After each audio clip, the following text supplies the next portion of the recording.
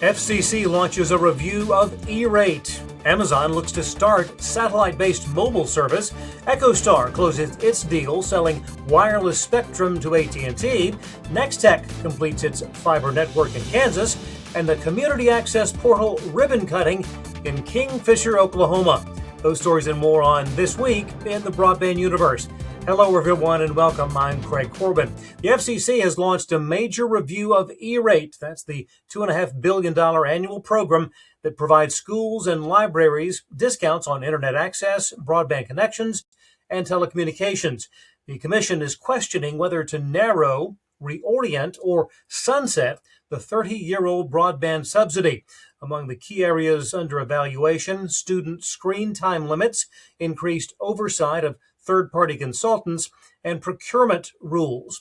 E-rate was established by the Telecommunications Act of 1996 and is managed by the Universal Service Administrative Company. A red-letter day for the Oklahoma Broadband office this week as Kingfisher Memorial Library celebrated the debut of the state's first two community access portals. State and local officials were on hand for the ribbon cutting, which kicked off the $14.5 million Oklahoma Broadband Office initiative. The total of 175 portals will be installed in libraries across Oklahoma, providing private and secure space for virtual telehealth appointments, workforce training, education, remote job interviews, and many other services.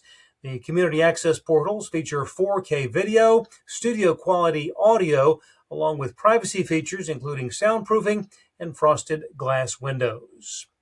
NVIDIA is considering an investment of $250 billion in what would be one of the world's largest AI computing hubs.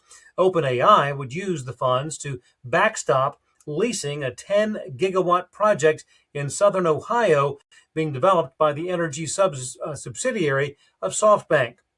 Altogether, the project will cost more than $500 billion. Power for the project, controlled by the U.S. government and funded by Japan in a separate trade deal. NVIDIA's $250 billion guarantee would not cover chips for the project. Talks are underway on financing OpenAI's chip purchase in a deal estimated at $350 billion.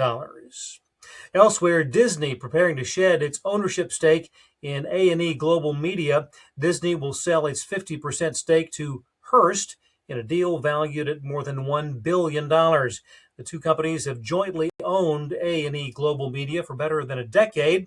Transaction expected to close in the next couple of weeks.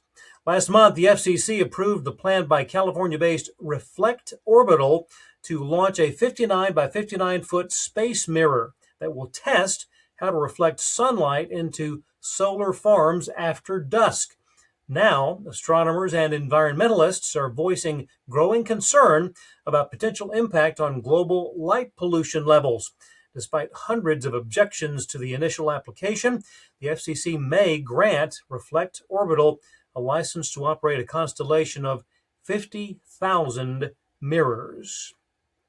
And speaking of growing constellations in orbit, Amazon has requested permission to launch more than 5,100 low Earth orbit satellites for the purpose of offering space-based mobile service. Earlier this year, Amazon acquired Globalstar, a deal which included mobile satellite spectrum licenses with global authorizations. Partnerships have already been announced with operators such as Vodafone, Herotel, and Australia's National Broadband Network. Amazon plans to begin deployment of its D2D network in 2028. Kerwin, Kansas now has a world-class underground fiber broadband network courtesy of Nextech. The $1.27 million project was supported through a Kansas Broadband Acceleration Grant. Nextech has grown from originally being a rural cooperative telephone company into a leading technology provider, delivering broadband across more than 11,000 square miles in Kansas.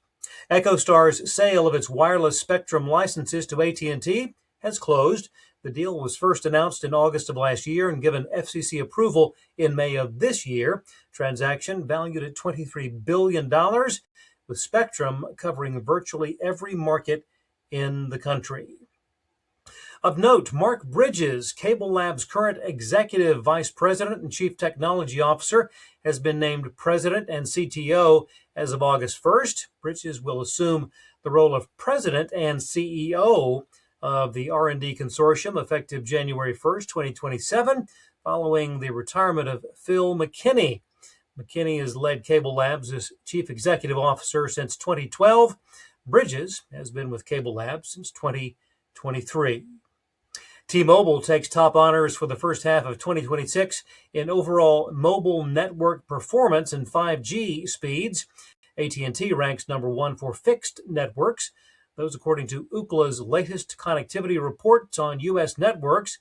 T-Mobile had a median download speed of 275.55 megabits per second across all technologies combined. AT&T's fixed network had a median download speed of 374.75 Mbps. The U.S. city with the fastest median download speed, Durham, North Carolina, 380.47 megabits per second. Record viewing for Netflix during the first half of 2026, with subscribers watching more than 97 billion hours of programming. Top 5 movies: War Machine, number 1, The Rip, Swapped, K-Pop Demon Hunters, and Apex, rounding out the top 5. And this final statistic for the week: with each and every jump in artificial intelligence, there is a corresponding increase in computing power. There are today approximately 20 million AI chips in data centers around the world underpinning that usage. And that's according to research firm Epoch AI. The number of AI chips is expected to double roughly every 9 months. That would put us on pace for 200 million chips by the end of 2028. That is a lot of AI chips. Thanks for watching. We'll see you next time on This Week in the Broadband Universe.